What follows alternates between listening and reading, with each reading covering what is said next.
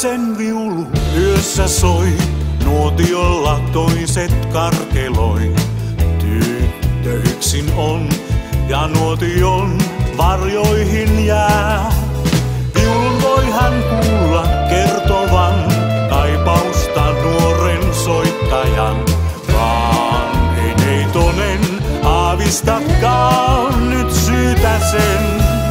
Kädille loistaville kuiskaa hän. Syyn, jonka vuoksi tyttö tuntea saa ikävän. Mies on muukalainen, mua hän myös rakastaa, mutta häntä en saa omistaa.